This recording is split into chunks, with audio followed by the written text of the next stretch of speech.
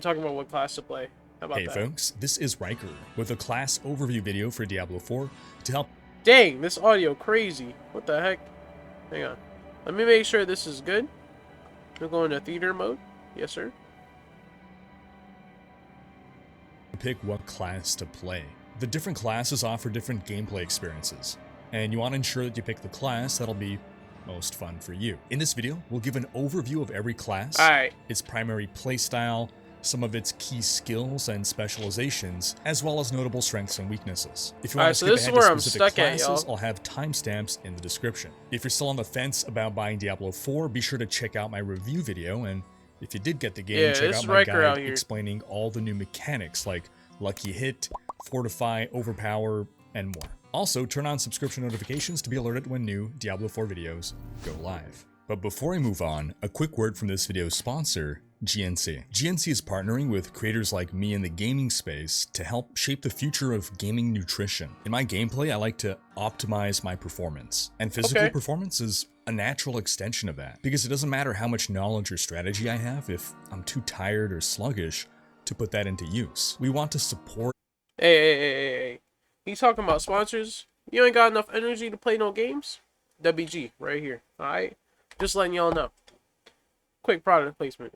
And improve energy, focus, manage stress, promote healthy, easy snacking, and quality sleep, and just overall wellness. So I've worked with GNC to create this list of my favorite products. My boy said G Fuel. Going through long gaming sessions, all-nighters working on videos, and marathon streams. I need my daily caffeine to get me going in the morning, and sometimes I need an extra kick to keep me focused and alert later in the day. So we got here Divine Peach flavored G Fuel and Phase Pop Ghost Energy. These are zero sugar and low cal or zero cal drinks that taste great, and while I do love coffee, it's... When they say zero cal, that means artificial sugar. Honestly, I'm not for artificial sugar. It's not that good to me, but hey, I digress.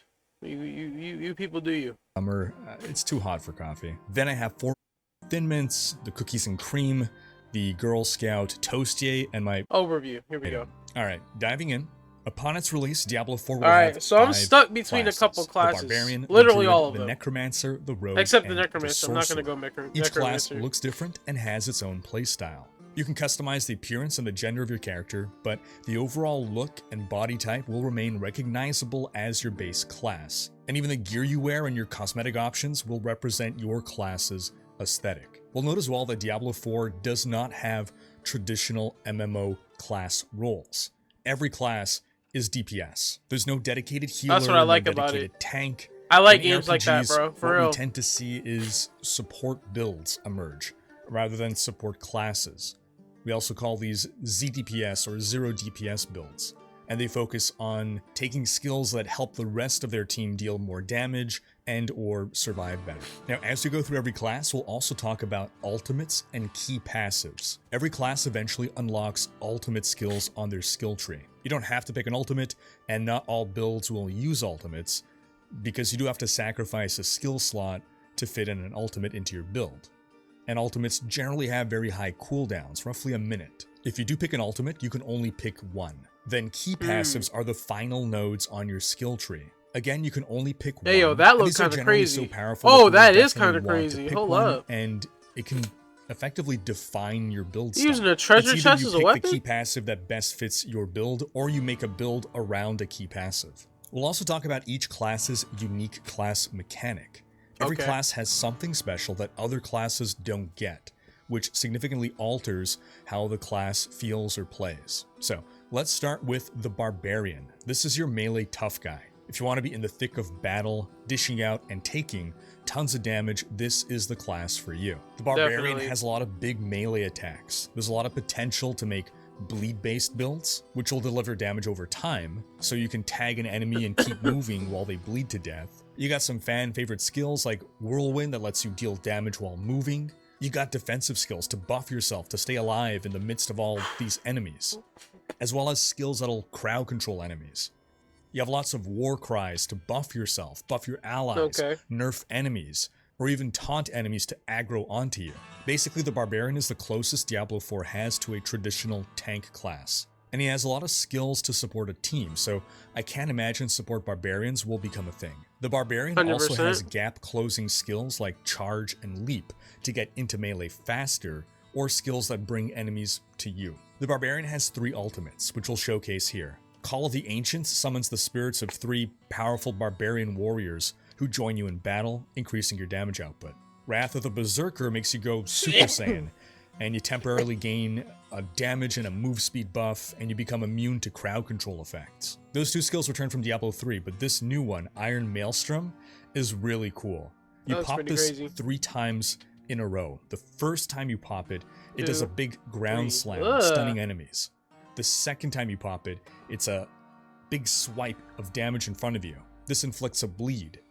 And then the final hit does a huge swing all around you. The Barbarian has 2 unique class mechanics, Kratos, the Arsenal basically. system and Weapon Expertise, which tie into one another. The Barbarian is the only class that has 4 weapon slots. 1 for a 2-handed bludgeoning weapon, 1 for a 2-handed slashing weapon, and then 2 slots for any combination of 1-handed weapons, which are used for dual-wielding attacks. Different Barbarian skills may require specific weapon types. Some skills let you use any kind of weapon. And with the Arsenal system, you can actually choose to assign specific weapons to specific skills, or you can just let the game automatically pick for you. When you activate a skill, it automatically uses the weapon assigned to it. You don't have to manually weapon swap. Because Barbarians get more item slots than any other class, that means they can stack more legendary properties than any other class. These are game-changing powers. Then the Weapon Expertise system is a progression system where using a specific weapon type gives you experience with that weapon. You can level up each weapon type to level 10, and every level further increases a specific buff for that weapon type. For instance, 2-handed sword expertise makes you deal extra bleed damage on top of your normal damage while using 2-handed swords. But then you get to select one of those expertises for your technique slot. And the technique slot lets you gain that buff for all your weapons, not just the weapon type that is assigned to it. So for instance, that bleed buff would apply even when you're not wielding a 2-handed sword. So you have this sort of mini game where you will be leveling up your weapon types, but also deciding which expertise best fits your build to apply to all your attacks. A Barbarian's resource is called Fury. You start off with 0 Fury, and you generate Fury by either using certain skills or by taking damage. Once you're out of combat for a while, your Fury actually degenerates until it reaches 0.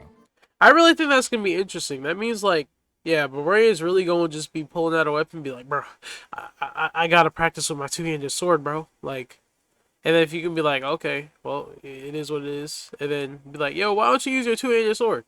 You'd be like, yo, I got to practice with my mace, bro. I got to get my practice up. What you mean? That's going to be annoying. That'd be funny, though. I think one of my friends is going to be running Barbarian.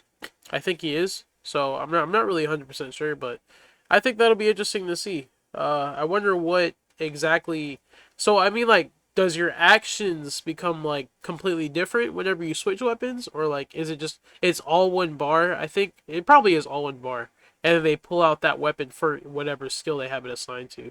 That's pretty complex, though. Just, like, imagine you just, like... And then you pull out your axe. Shink! And that's how you pull out your 2 swords. Shink, shink! You know?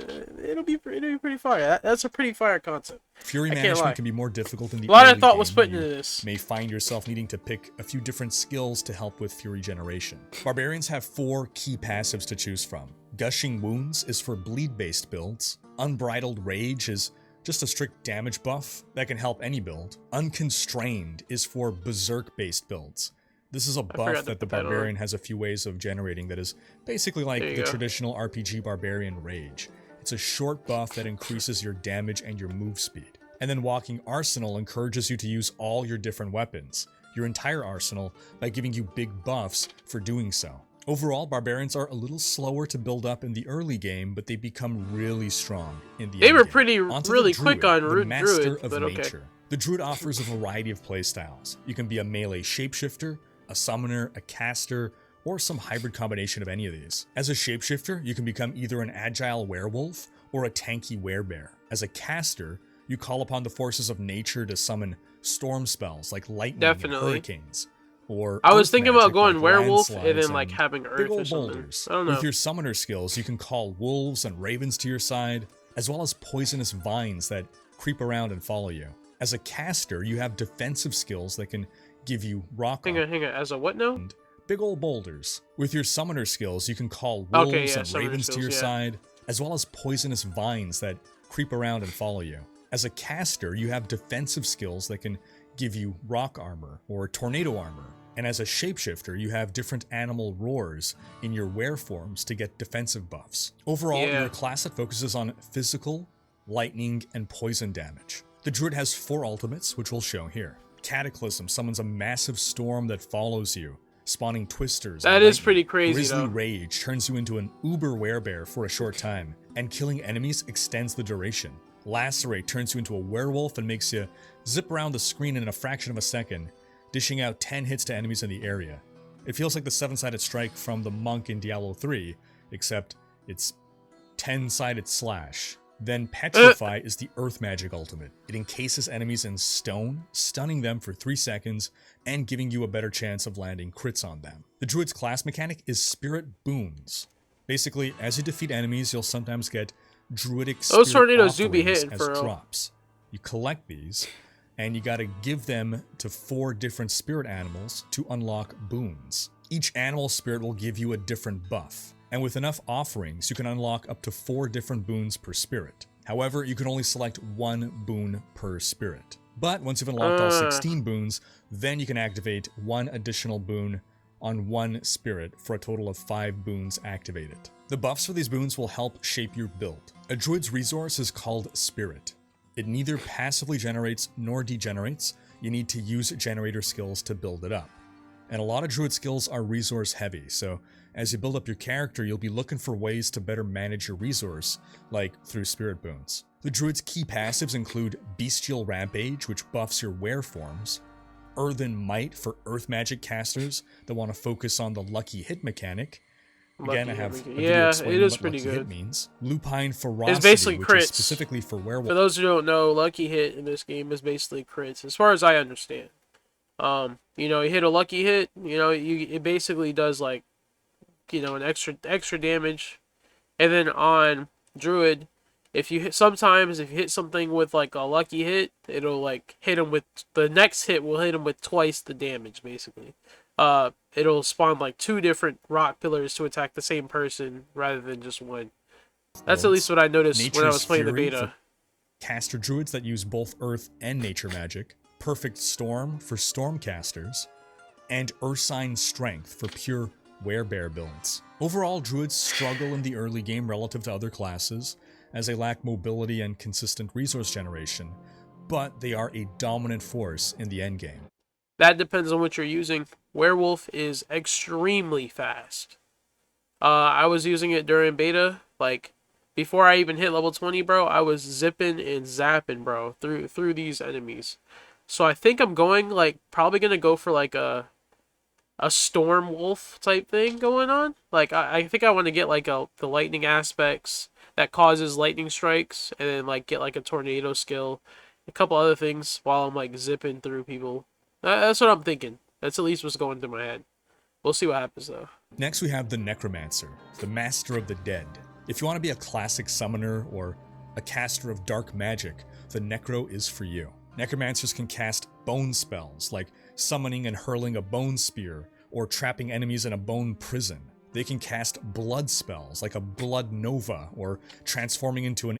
This is a vampire class. I was thinking about making a vampire in this game, and that would be what I would use, just like that character specifically. invulnerable I don't know yet though. blood mist. They can even get up close and personal, wielding either 2-handed scythes or 1-handed weapons and shields, and they can hurl shadow magic scythes at enemies from afar. They can also cast curses to inflict upon enemies. And then they have corpse skills. They can transform the bodies of their dead foes into skeletons to join their army, or literally explode the corpses to deal damage to other enemies. Seriously, corpse explosion, one of the most fun skills in any video game, a staple since Diablo 2. The Necromancer has 3 ultimates, which we'll showcase here. Army of the Dead summons hordes of kamikaze undead that explode onto enemies. Bloodwave reenacts that scene from The Shining, and sends a wave of blood at your enemies. And Bone Storm summons a tornado of bones around you to shred your foes. The That does look Necromancer's pretty unique deadly, I'm not gonna mechanic lie. is the Book of the Dead, which allows you to customize your Army of the Dead. Wait, that's confusing. Not as in Army of the Dead, your ultimate, your skeletal minions. You get 3 minion types: skeletal warriors, skeletal mages, and a golem. Each of the 3 minion types has 3 subtypes that you can choose. For skeletal warriors, you can go full offense warriors, defensive warriors, or special attack warriors. For skeletal mages, you can go with shadow magic mages, cold magic mages that deal less damage but chill enemies, They do ice, or bone magic mages that deal more damage but are literally pulling out their bones to throw at enemies so their attacks cost them life. And for your golem, you can pick a bone golem that taunts enemies to pull aggro to itself, a blood golem that drains life from enemies to heal and buff itself, or an iron golem that slams the ground to stun enemies. But if you decide, hey, I don't want one of my skill slots occupied by skeletons or golem, you can choose the 4th option, sacrifice, which prevents you from being able to spawn this minion type in exchange for a specific buff. Sometimes you may just desire a buff so much that you decide to forego skeletal mages, for instance, or any of the minion types. Now, necromancers do not have direct control over their minions. The minions go out and they do their own thing. You can't direct their attacks. However, each golem has a specific special active ability that you'll want to use when appropriate, and skeletons get a button that you'll want to pop to heal them and give them temporary buffs. A necromancer's resource is called essence, which generates naturally over time and can also be generated with basic attacks. On top of this though, necromancers are the only class with a 2nd resource to manage: corpses. When an enemy dies, it leaves behind a corpse. There are other ways that you can generate corpses as well. Some skills, instead of costing essence, consume corpses, like corpse explosion or raising a skeleton. Effective management of both corpses and essence is key to performing your best as a necromancer. Necromancer key passives include Kalan's Edict, which buffs minions, Ossified Essence, which buffs bone spells, Rathma's Vigor, which buffs blood spells, and Shadow Blight, which buffs shadow damage builds. Now, the Necromancer is the lowest mobility class in the game.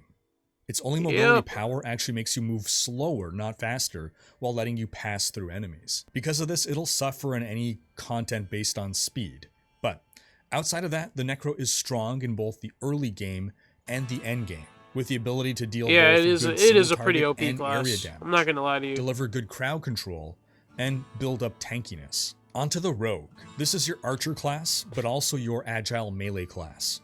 If you want to be highly mobile, either keeping enemies at range and peppering them with arrows, or dashing into and out of melee while unleashing rapid flurries of stabs, or some combination of both, the Rogue is for you. Rogues have a variety of ranged and melee skills that let you shoot arrows, throw knives, or just stabby stab. Rogues are super fast, and it's like, I really do think I wanna have that, but I'm not really sure. Yeah, I mean, I could eventually use all of these classes because that's the type of game this is. You just kind of make new characters each season. So I was gonna start with, like, my regular character because this is preseason right now, and then as we move into the seasons, I would just I would try a new class each time. And ranged melee and hybrid playstyles are all viable. Rogues have tons of mobility skills to let you zip across a battlefield like no one else. You also have trap skills like caltrops and poison traps, and ninja skills like smoke bombs and stealth. And then doesn't that sound fire, dude? That sounds fire to me. Rogues also have imbuement skills. You can choose to imbue your weapons with either cold, poison, or shadow damage, each having different effects. Rogues have 3 ultimates, which we'll showcase here. There's Death Trap, which lets you place a trap that does big damage in an area once an enemy moves within range. You got Rain of Arrows, which blasts 2 waves of arrows across the entire screen like it's the movie 300. It's such a cool visual. And then you have Shadow Clone, which creates a shadowy duplicate of yourself that mimics your actions for 15 seconds, dealing a fraction of your damage. To support hybrid playstyles, rogues can equip both a ranged weapon, either a bow or crossbow, and 2 one-handed melee weapons. Depending on what skill you use, you'll automatically swap to the correct weapon. So 3 weapons, that's fire. Build, your melee weapons will still be useful as stat sticks. While their damage doesn't contribute to your bow skill damage, the attributes on the items, the affixes, these are always helping you, like a legendary property. The rogue's class mechanic is the ability to pick one of 3 specializations. Combo points make your basic skills generate up to 3 combo points, and then your core skills consume combo points for extra effects. In general, the more combo points, the more powerful the effect. So it creates something of a rhythm game where you ideally want to do 3 basic attacks followed by a core attack, or you otherwise work out a cadence that works for you in the right situation. Maybe you know that to finish off this enemy you don't need all 3 combo points, you can stop at 2. This is the most skill intensive specialization. Then there's Inner Sight. An enemy on your screen will randomly become marked. If you attack a marked enemy, that fills up your inner Gain sight unlimited gauge. energy for 4 And once your gauge seconds? is full, you have unlimited That's kinda resource for 4 that's seconds, disgusting. allowing you That's to kinda spam disgusting. skills to your heart's content. If you have a resource-thirsty build, this can be really effective, especially against bosses, since you'll always keep your inner sight mark on them. Also really effective for builds that have damage windows. You're gonna lay out your max damage when you're in that inner sight. Then lastly, there's Preparation. That's disgusting. Every 100 resource you spend reduces the cooldown of your ultimate skill by 4 seconds. And using your ultimate resets the cooldowns of your other skills. So if you're using an ultimate and a lot of cooldown skills, this can be a really inviting option. The rogue's resource is called Energy. It generates quickly over time. You start off at 100% and your basic skills don't generate energy by default. Rogues have 5 key passives to choose from. Close Quarters Combat, which is for hybrid builds, giving you your maximum buff when you're attacking with both ranged and melee skills. Exposure, which is for trap rogues. Momentum, which focuses on getting buffs by either hitting crowd-controlled enemies or by hitting enemies from behind. Mostly for ninja-like rogue builds. You have Precision, which is for ranged rogues. And then you have Victimize, which specializes in a new mechanic called Vulnerable. Basically, there are ways you can inflict the vulnerable condition upon enemies, and enemies who are vulnerable take, at base, 20% increased damage. Rogues, more than any other class, can specialize in making enemies vulnerable, dealing more damage to vulnerable enemies, and getting other benefits from making enemies vulnerable. Again, for more information on Vulnerable and other mechanics, I got my video here. Overall, rogues are an excellent class all around. Their high mobility lets them handle content efficiently, and they can bring big damage. But they can be squishy, and they're generally a class that requires more skill to correctly line up all your damage and not die. And lastly, onto Sorcerer. This is your classic elemental mage. If you want to be a pure spellcaster, launching different spells at enemies, this is the class for you. The Sorcerer casts cold, fire, and lightning spells. You can throw fireballs or frozen orbs or electrocute enemies with chain lightning. You can protect yourself with fire shields. You can freeze enemies with frost nova. You can cast teleport to travel across the battlefield instantly, which apparently is a lightning spell. You can summon fire hydras, ice blades, or lightning spears to automatically attack enemies while you do other stuff, like attacking enemies with your other spells, or not dying. You can call down icy blizzards and fiery meteors. You can conjure firewalls and ball lightning. The Sorcerer has 3 ultimates, which we'll showcase here. Deep Freeze turns you into an invulnerable icicle for a few seconds, dealing cold damage in a big area around you and chilling enemies. Inferno summons a giant fire snake that burns enemies over time. And Unstable Currents supercharges you with lightning, making you randomly trigger other lightning spells whenever you cast a shock spell. The Sorcerer's unique mechanic is the enchantment system. You eventually unlock 2 skill slots that are called enchantment slots. You can put any of your skills in here, as long as you have a skill point in it, and every skill has something special that it does when in an enchantment slot. But basically, enchantment slots are passive. A skill in an enchantment slot will either give you some passive buff, or it'll have a chance to automatically trigger under some condition. I'm really wondering how that's gonna work too. That like feels really complex. Like, definitely, I don't know, man. It feels complex. It feels like I gotta use actual brain cells for that class. I wouldn't mind it, actually. I think it'd be kind of cool. Sorcerer's resource is called Mana, the classic. Mana generates automatically over time, and the Sorcerer's basic attacks do not generate mana by default. The Sorcerer has a whopping 6 key passives to choose from, 2 for each element. Avalanche is for lucky hit based cold builds. Again, video and mechanics, blah blah blah. But basically, this passive helps you spam your cold spells faster by removing their resource cost on a certain trigger. Combustion is for damage over time based fire builds. The more you set enemies on fire, the more damage you deal. Esu's Ferocity is for critical strike based fire builds. Overflowing Energy is for cooldown based lightning builds, which helps reduce your cooldowns. Shatter is for cold builds that focus on freezing enemies solid. And Veer's Mastery is for close range lightning builds. Overall, the Sorcerer is a class that has great mobility thanks to teleport, lots of crowd control powers, and does huge area damage, and is just an all-around really robust class. So, that covers the classes. How strong any given class or build is subject to change as the game gets balance passes, and I expect broken builds to emerge pretty much day one. But as it stands, all classes are able to complete all content in the game, so really, I'd pick the playstyle that you think you'll enjoy the most. After all, you only get to experience a new game for the first time once. I'm gonna start Rogue for my campaign playthrough because I just love the Rogue playstyle so much. And then because I need to have a second character for my multiplayer playthrough that I'm gonna be doing at the same time, I'm probably gonna go Barbarian for that one. But I do plan to play all 5 classes. But I turn the question to you folks. Oh, nah, did I just see that? You don't see that, bro? Okay, hold on. We gonna ignore what he's saying, right? Hang on. We're gonna play it at like 0.5 speed. Mute him, right? Watch when we get there, okay? Watch when we get there. Alright, so he kills a couple things, obviously, you know, that is what it is. Someone does the blood wave, they're fighting together. Now, watch this PvP, okay? Watch this PvP.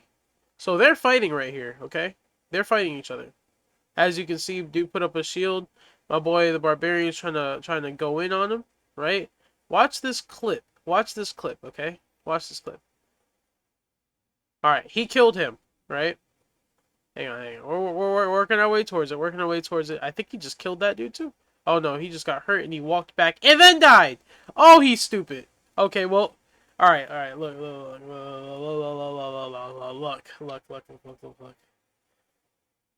All right, blood wave hits both of them. Beautiful ulti. Now, my boy. Oh my gosh, you see that? Did you see those weaves? He said, swing. Dude saw him casting the Earth Shield spell. Or no, the Earth spell, right? And then the rock gets thrown at him. My boy jumps over the rock and lands on him. That's beauty right there. That is beauty right there. That dude lost. That guy lost. That's all I gotta say. Alright. In Diablo 4. Sound off in the comments. Because that's going to wrap up this video. Thanks for watching. Special thanks to my Twitch, Patreon, and YouTube supporters for making these videos possible. If you enjoyed this video, bro, if a Barbarian does me like that, bro, I don't know what I'm going to do after that.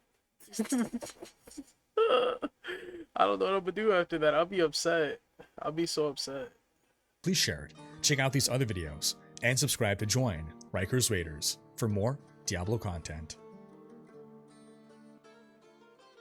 Alright, that was fire. That was fire content, okay? That was fire content, alright? Alright, so that was Riker. Riker seems like a dude I'm going to be watching a lot.